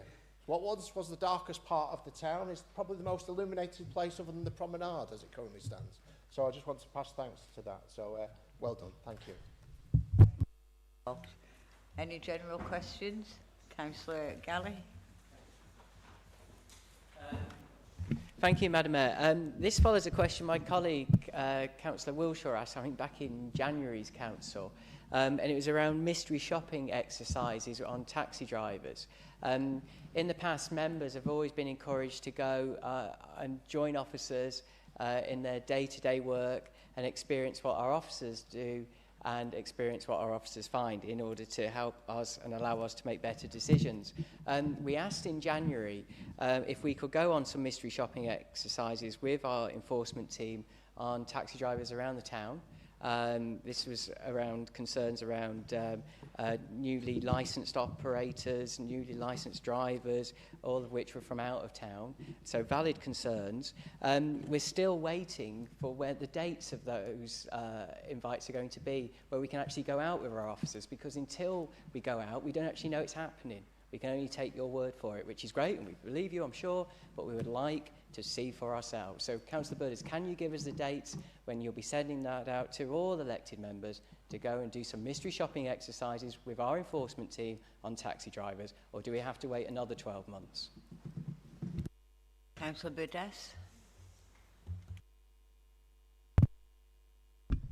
Thank you, Madam Mayor. Thank you, Councillor Walsh, for your thank you. What I can say in addition to that is that we are, as you've seen in the report, that quality of lighting will improve right across the town. So, you know, carry on watching this space, there will be more light. In terms of the mystery shopping exercises, Councillor Galley, I'm sure you understand the nature of the public protection work, that it just not just anybody can do it. You do have to have a license to do some of this work, and also the element of surprise is essential. So I'm not sure I remember an agreement to take out the whole of the chambers on these exercises. I think that would be highly irregular, but I will check. I mean, I don't go out on them, and I'm a cabinet member for that reason. So, and there's a safety element as well. There's a safeguarding element for going out in that kind of work. So, to be fair to everybody here, I don't think a date will be forthcoming for that. I really don't. But I will check. Thank you, Madam Mayor. Thank you, Councillor Burdess. Councillor Thomas? No, is it? No? No other questions? Oh, sorry, I knew I'd seen somebody. Councillor Smith. Thank you, Madam Mayor. I was a bit disappointed because Councillor Bush stole my thunder on that comment. I was going to also praise Councillor Burgess for the work she's done on getting Allen Street West sorted, but also I want to thank her for her support also in getting the lighting sorted on Burley Street. Now all the visual light is in place and working, and it makes it a more illuminated area for the businesses and the residents and any visitors to the town. Now we've got Burley Street sorted. It'd be nice to work along Corporation Street next. So if we can add that to the list, then we'll soon have the whole town gleaming and bright at this rate, won't we? But thank you, Madam Mayor. Thanks to Councillor Smith. Moving on, Cabinet Member for Young People and Aspirations, Councillor Benson, to present her report. No, that's fine. Thank you, Madam Mayor. Yeah, thank you, Madam Mayor. Happy to for you to receive my report and take questions. Thank you.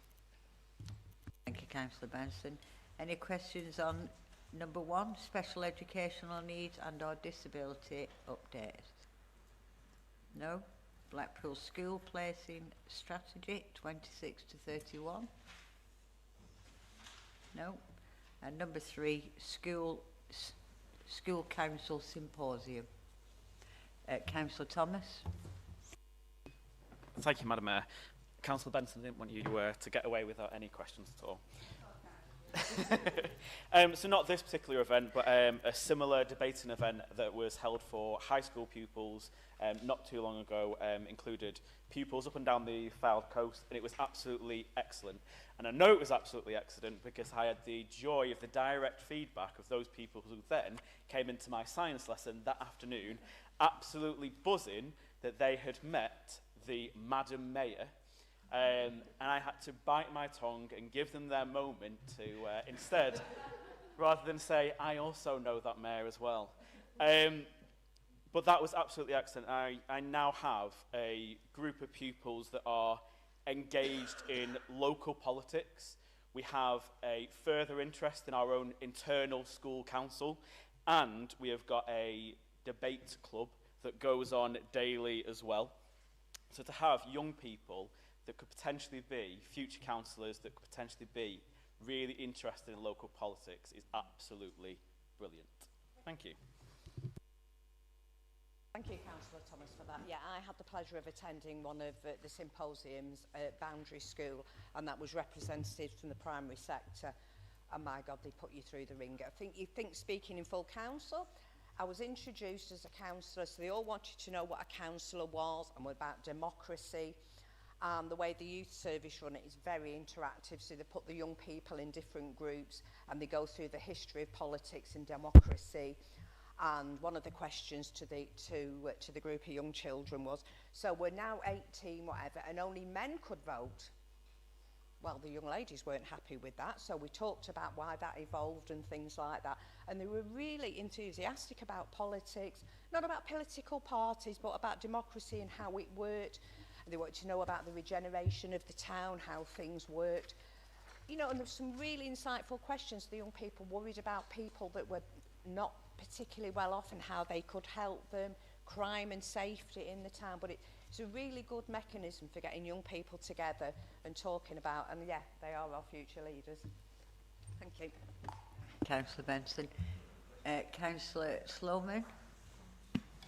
Thank you very much. Never too young. I had the pleasure of bringing children from Norbreck Academy here a couple of months ago to meet with the Mayor, and she was similarly put through the ringer. She's not going to get away with it because there's going to be a return match because the kids want to back down at the school. School council there, honestly, this high, some of them, and they were absolutely on fire and went away, took loads of stuff from that. I did speak about that at the time. I would say to you, whatever school you've got, encourage your children to come and visit the Mayor in the parlour, learn about the heritage and see what the council's all about, because the children are literally, to quote the pop singer, the future. Thank you. Sloman. Councillor. Yeah, we have a wonderful group of young people, and the symposium is made up of representatives from all the primary sectors and our secondary sectors. Yeah, and I've had the pleasure of sitting in that chair and seeing the young people in here, because the most important person to those young people is the Mayor. Not you lot, the Mayor. And can I have a look at your chain, Madam Mayor? That's all they want to know, but yeah, it's brilliant. You. Any general questions on Councillor Benson's portfolio? No? Excellent. Moving on.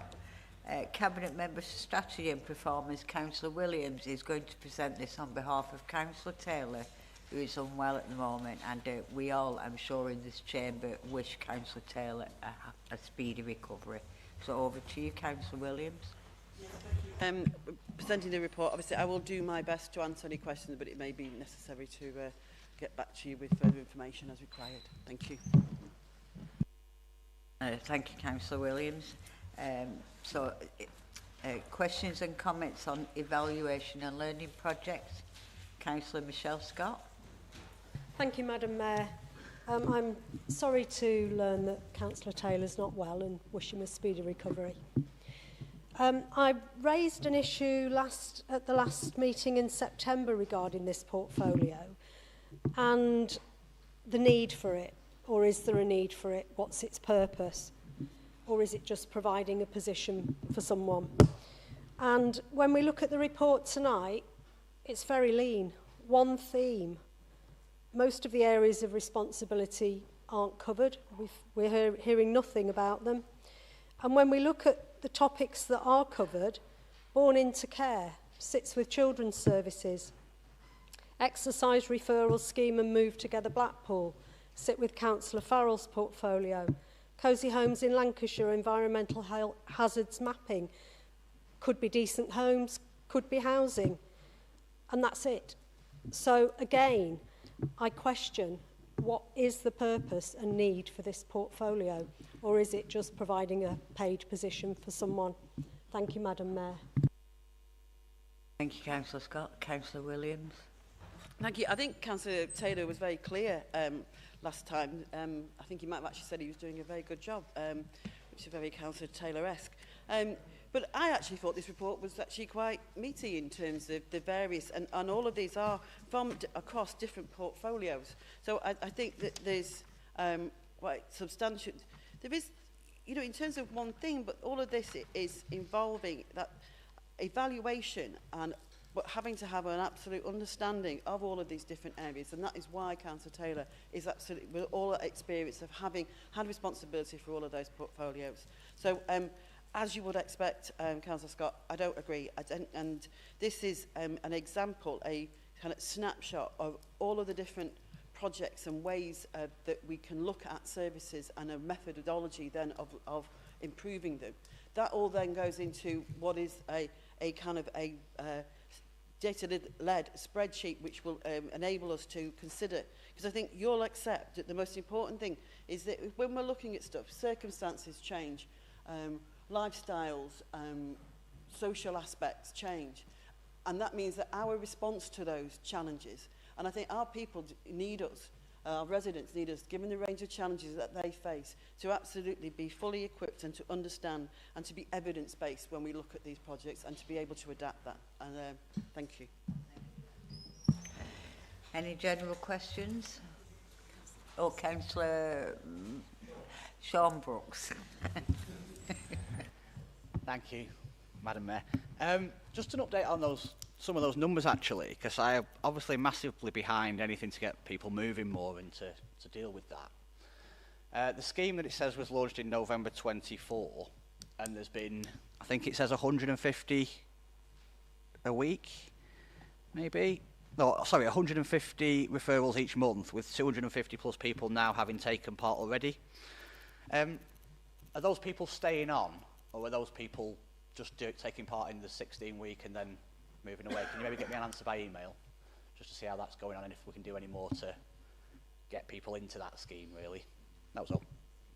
Thank you. Councillor Brooks, you want to reply, Councillor Williams? I think that is a question that needs directed to the portfolio holder. You know, what Councillor Taylor's report is that he did. Well, I don't know what you're tutting for. It's quite clear what this does, what we look at, and how we evaluate that. In terms of the overall effectiveness, what Councillor Brooks is asking for is more of a detailed question in terms of specific details and how we understand those referrals. What Councillor Taylor is looking at is the way, are we using the best methods? Are we having the best response, and how are we enabling people, and understanding why some people, where it starts at the beginning of that report, why they weren't. This is a success. Thank you. Thank you, Councillor Williams. General questions, Councillor Galley. Just to follow up on that, Madam Mayor, for me, that really highlights the point that one of your own members doesn't even know who to answer the question, because what Councillor Scott's point was is that accountability and responsibility are all mixed up here. So you've got a portfolio holder who is responsible, but then suddenly Councillor Taylor's accountable for something. So who knows who's doing what? So at a time when we have no money, what Councillor Scott is trying to say is, do we really need somebody who's separating all these things out when they should really be with one portfolio holder? So when somebody rightly asks a genuine question, we know who to ask it to. And as regards the dynamism that you've just described, that certainly doesn't feel like the sort of leadership we're seeing from this role and what's written down in front of us. It really is a non-job just to keep your friends happy. Councillor Brooks. Yeah. I wasn't in favour of the plan, not that it was anything to do with me, but when it was announced, this plan for this indices of where we're going, because quite frankly, we could be hoisted by our own petard.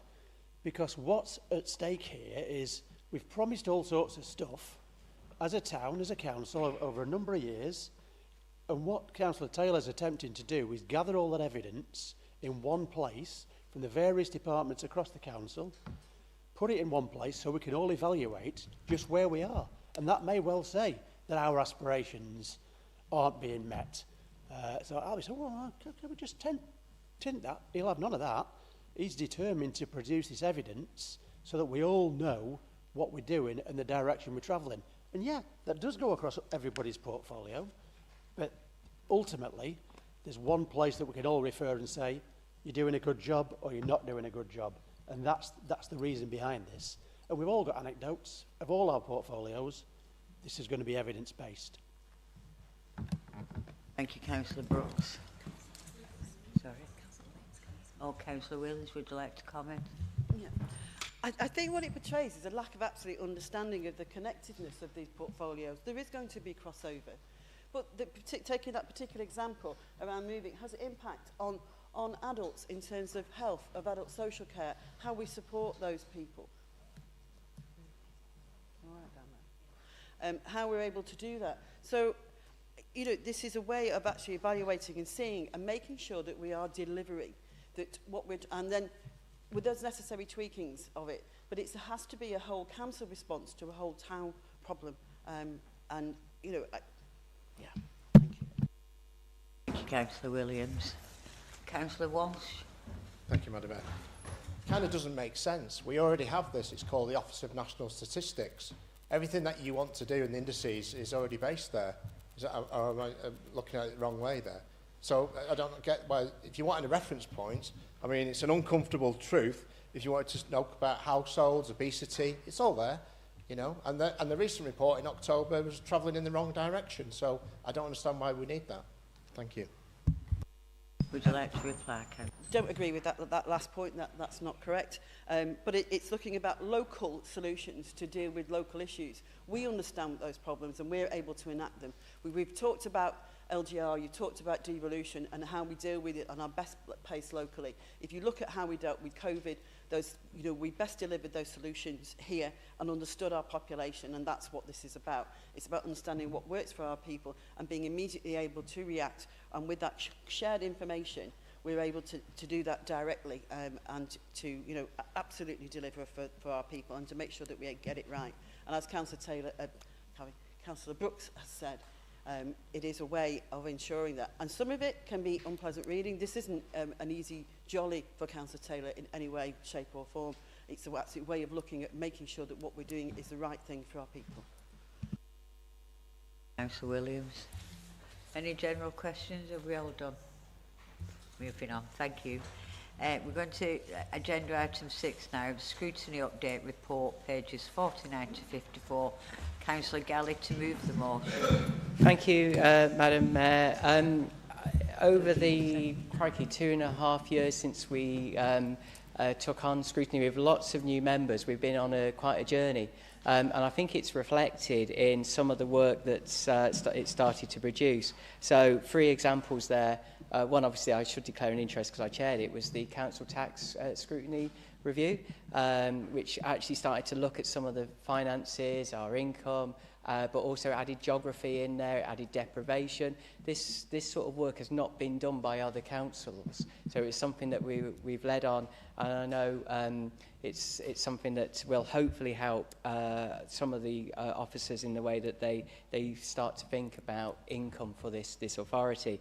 Other examples, recently Councillor Flanagan, Councillor Mitchell, they've been pioneering this for a long, long time. And what's special about this particular example in terms of children's homes is that they initially came up with a reluctance by officers to see the benefits of what the scrutiny committee could potentially offer. And it's very rare that I've seen over my 14 years as a councillor, where elected members have been able to actually push back in an effective and coherent way and have come up with a really good policy that officers are now saying, actually, that's really good. We hadn't thought of that. And so some really good work around that. And in addition to that, the fact that it's been communicated, so we've had press releases as well. Again, it's setting the bar really highly. So again, congratulations to Children's. And then strategically, Councillor Webb, taking on adults as your successor and the good work that you've done, Mayor, in that area, has again highlighted the relationship, which I know something you're passionate about with the ICB, something that's going to affect us all in terms of budgets, who pays for what, and especially as we get older.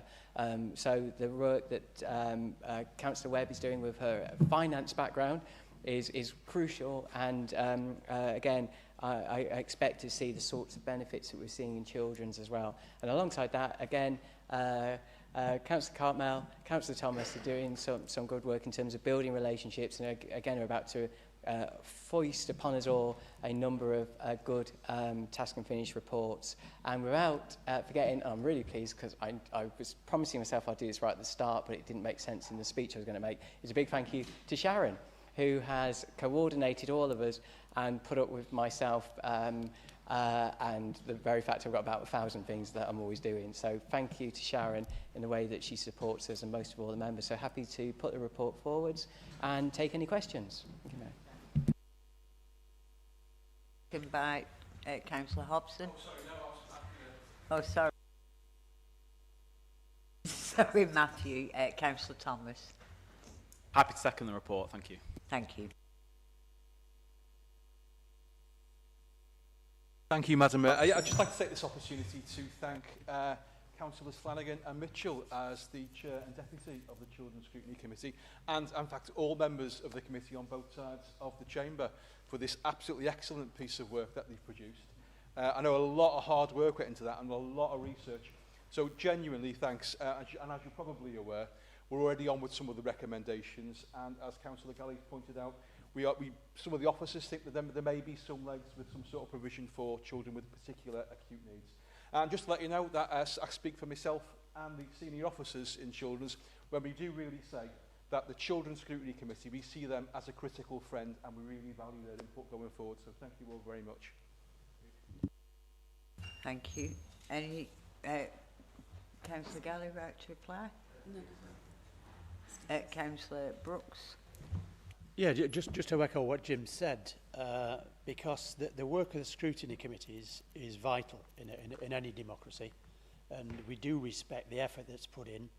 In fact, just recently, there was an incredulous response from the chair of the Improvement Board when we announced that there were 2 opposition members on the Improvement Board, and that was because we valued across town and across party approach to problems that face the town, and that's similarly echoed through the scrutiny committees. I've witnessed it in all the scrutiny committees I've come across, and certainly in adults we've got a very good relationship with the chair and the vice chair, and not only in the meetings, outside the meetings as well, and that stood us in good stead in terms of ministerial viewing, saying how we deal with things in Blackpool, and long may it continue. Thank you, Councillor Brooks. Councillor Scott. Thank you, Madam Mayor. As a member of the Adult Social Care and Health Scrutiny Committee, and I'm sure it's the same on all the other committees, the reviews that we do really rely on the officers to provide us with the information that we need to be able to make our recommendations and hopefully lead to improvements in services and how services are delivered. I know the Chair, I'm sure, will support me in the recent scrutiny review that we did, and all the ones I've done in the past. The support from the officers has been exemplary and has really aided and assisted us in doing our work. So thanks to all the officers that are involved in those reviews. Councillor Scott. Councillor Sloman. Thank you. I'm quite new to the Climate Change and Environment Scrutiny Committee, and I was quite surprised really how broad the portfolio is, the things that we're jumping from parking to street safety to water courses and stuff like that. I have to say, and Paul knows exactly how I feel about these things, I was absolutely invigorated, if that's the right word, when I came out of the last meeting that we had, because it was themed. It was about all the water problems and it pulled everything together and made perfect sense. For example, your comment tonight, Councillor Hugo, I've never thought about that. Yeah, there is water that goes from the Ribble, that impacts on the water that goes into the sea, that impacts on bathing and everything else. So whoever came up with this idea, and it's a cracking idea, of theming these meetings, well done, and I suggest you all do it. Thank you. Councillor Sloman. Councillor Cartmel. I'm so sorry. Cartmel for tonight. Yeah, can I just echo Councillor Michelle Scott's words of thanks. Everybody that we've worked with on climate change has been brilliant. And can I also clarify it was Sharon that came up with the water theme? So that's who you've got to thank. Thank you. Thank you, Councillor Cartmel. Any other questions? No? Councillor Galley, would you like to reply? Thank you, Madam Mayor. I want to joke and just say that put me in charge of things. They seem to run quite smoothly, don't they? But no, I'm joking. I just wanted to say, actually, in all my time as councillor, I haven't actually seen so many people be so enthused about a scrutiny function and so on. In the past, thinking about many years ago, we just had 1 or 2 committees. They were very dry. They were quite political, if I'm honest, and there was lots of gotcha moments, and they weren't very effective. Officers were defensive, portfolio holders the same. Nobody quite enjoyed them. Move forwards, look at the engagement we've had. So that was lovely to see. The challenge, the homework for all the committee chairs, as they know, is more communication, more press releases, because whilst we think we're doing well, it's important that we demonstrate how effective that work is in terms of improving the lives of the people of Blackpool, which is why we're all here. And for that to happen, it's important we communicate that and that we demonstrate why scrutiny matters out there as well. So that's our homework for the next 6 months, and I hope in 6 months' time, when I do the next update, I can talk about more press releases like Councillor Flanagan has demonstrated, along with Councillor Mitchell in the last couple of weeks. Thank you, Madam Mayor. Thank you, Councillor Galley. I'm going to take a vote on this now, so can I... Council to vote on the motion to receive and note the report. So, all those for the report? Any against? Any abstentions? The vote is carried. Yep, thank you. Moving on to agenda item 7, and Councillor Bradley-Britchett to move the motion on the Audit Committee update report. Thank you, Councillor Mitchell. Madam Mayor, thank you. I'm pleased to move this motion. We have a whale of a time on the Audit Committee. Over the past 6 months, we've reviewed key areas of financial management, risk and governance. Overall, our government framework remains strong, and the committee continue to offer challenge effectively. Thanks to my fellow council committee members and our 2 independent committee members who are incredible. We have great engagement from officers, and special thanks to Tracy, Head of Audit, who is quite remarkable. I therefore move the motion. Excellent. And can I ask the motion to be seconded, Councillor Madam Humphreys? Mayor, I'm quite happy to second that, and I completely agree. I have a whale of a time too. I've really enjoyed being a vice chair, and really, truly do enjoy auditing everything. It is quite an amazing committee to be on. Thank you very much. Thank you, Councillor Humphrey. Any questions? Councillor Smith? It's more of a comment than a question, Madam Mayor. Just I had my first experience of being faced by the Audit Committee the other week regarding the chair of the Share Audit Committee, you know, and having a number of detailed questions thrown at me. Some of them threw me off foot sometimes, you know, but so I need to probably be a little bit more prepared in the future. But it's quite understanding that the detail, the independence on there make a valuable contribution to the committee, and their knowledge and where they was different angle it's coming from on their questions was very enlightening. Thank you, Madam Mayor. Thank you, Councillor Smith. Any other comments or questions? No? Councillor Mitchell, right to reply? No, just thank you for his comments, and I don't know if they bother to watch full council, but our independent committee members, if they are watching, we're all grateful. Thank you, Councillor Mitchell. Council to vote on the motion to receive and note the report. All those for the motion? Any against? And any abstentions? No, that's votes carried. Thank you very much. And that concludes the business of the meeting this evening. So thank you very